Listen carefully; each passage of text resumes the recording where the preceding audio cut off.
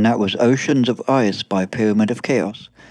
The original version of that was written in around 1996-1997 in England, and it was recorded on a lot of Roland and Yamaha synthesizers, but one of the main pieces of gear used was actually Roland Sound Canvas, which became popular for PC game music.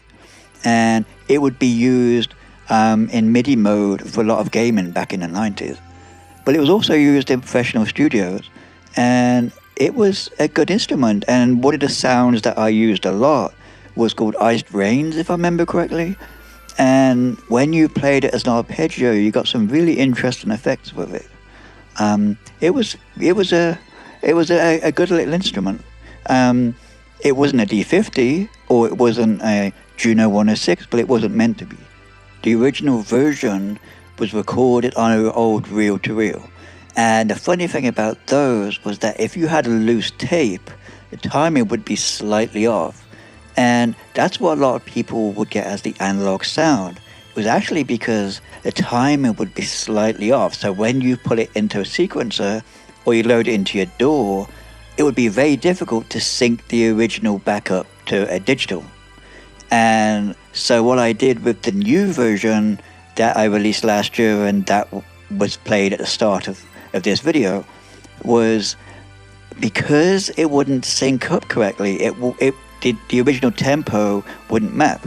So everything was played live. It was just I improvised and I created new music over the top and I used the original as a backing.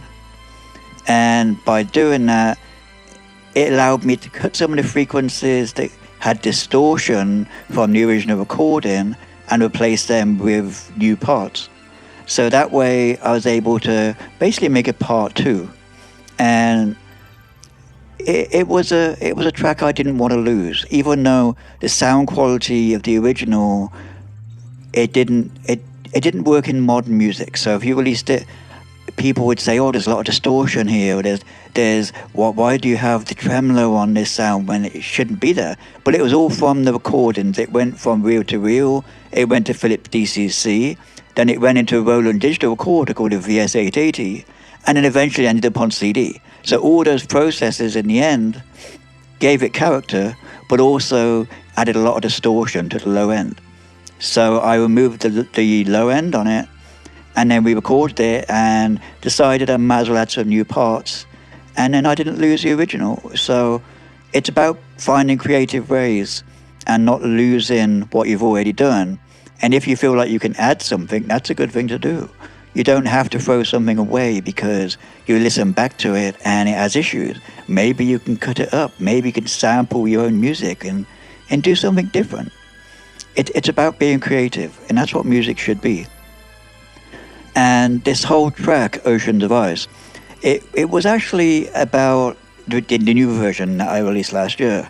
It was all about the planet. It wasn't about politics. I don't do politics. I don't believe in putting political views in anything, because music is art, and art should be universal. That shouldn't come into it. But it was about how the Earth reaches certain points and then it renews itself. And that was the concept of Oceans of Ice. When you hear the kick drum that comes in at the start, that sounds like a heartbeat. That's actually got a sampled fetal sound that's mixed with a kick drum, because I wanted to give it a slightly different feel and give a little bit more life to it. And it was the same with when I added the whale sounds. And I wanted to add something different. And I think that's what music should be, is you need to express an emotion as an artist, but you need to leave room where anyone listening can interpret it the way that they want to interpret it. You shouldn't give a set sound. You shouldn't say, this is the story, the end. Because then someone has to relate to your story, and that's very hard to do.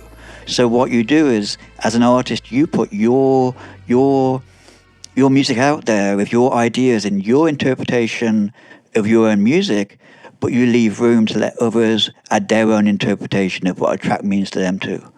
And by doing that, I think music could be for anybody. You don't have to have a set story, and that's why I like instrumental music. It's because you're not telling people what direction it should go in.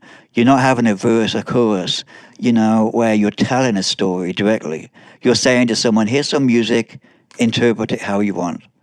And that's why I love music.